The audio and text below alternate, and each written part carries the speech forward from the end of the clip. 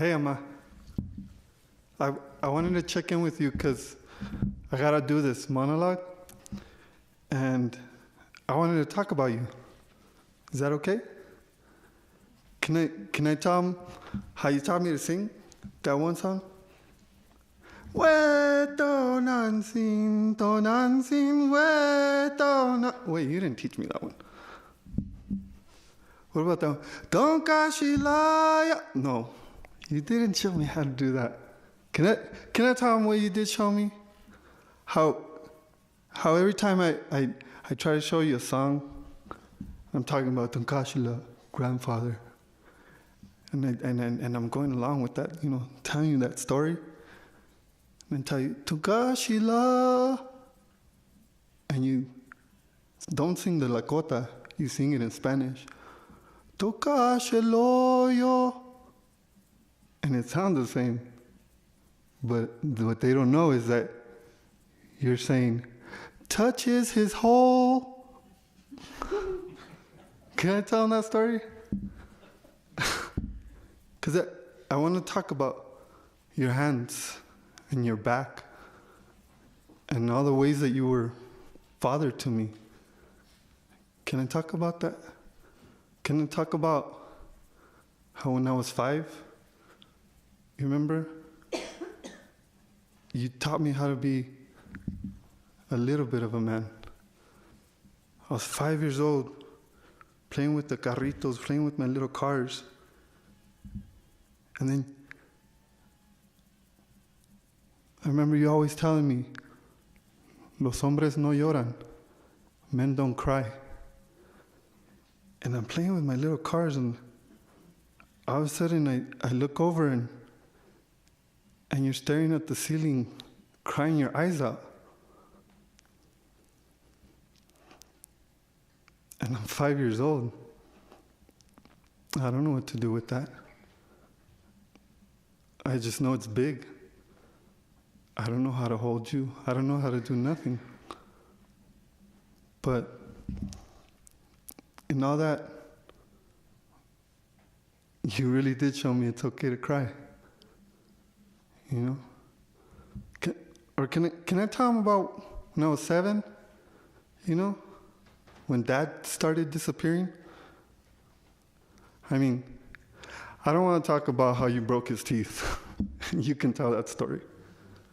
I don't want to talk about how you jumped off the 2nd floor and lost my little brother. I don't want to talk about that.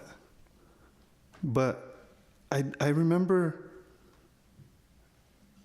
sitting in the house, and I knew he was over because cartoons were gone and baseball was on. And it smelled like Budweiser.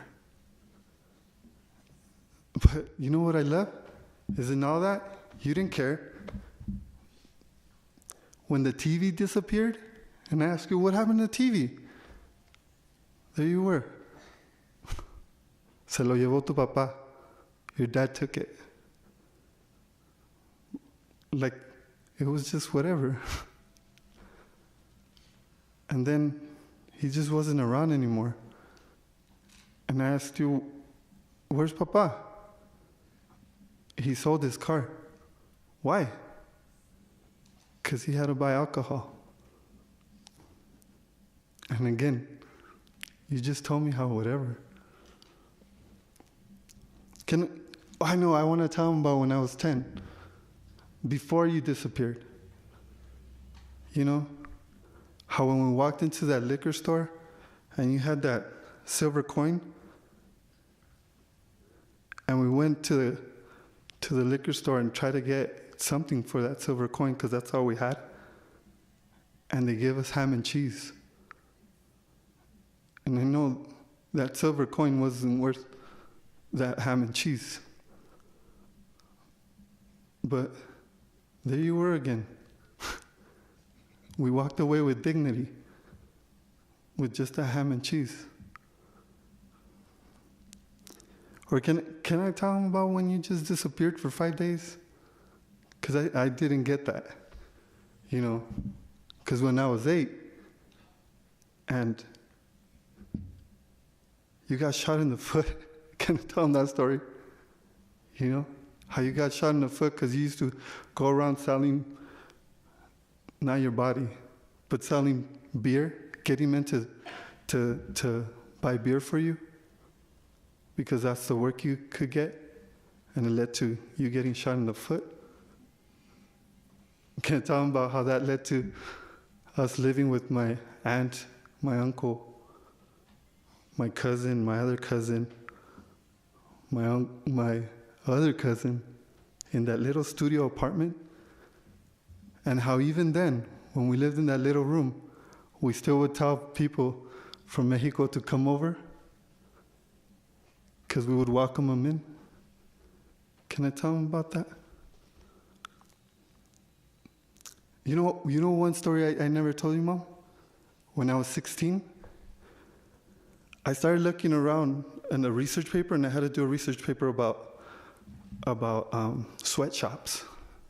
So here I am studying about Nike and corporations and how they're leaving this country to go set up shops in China and other places, and how they're paying people pennies. And I'm reading these stories, and for the first time, and they're talking about sweatshops in other countries. And I'm like, wait, this is what you do in downtown LA. For pennies a garment, you seam them, you sew them.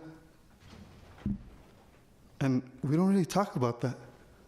We talk about how it's over there. And it's happening right here. You know what I'm saying? And it's still happening in East LA and even in Santa Fe. But nobody's talking about that. Can I tell them about that? You know, when I was 20 and I finally went to college, it started really hitting me, like everything you showed me. Because I walked out to go to college with just $2,000, and I thought it was so much money. So much money. Because you showed me how to do those things.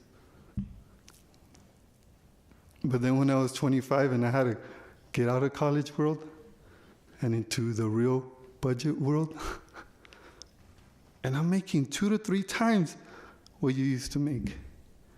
Because you were making $6,000 a year. And I don't know how you did it, Mom. All the magic in your hands. How did you make that happen? Me and you survive. Because I was living on my own with 3 times that amount and I couldn't figure it out. That's when I really learned about your magic.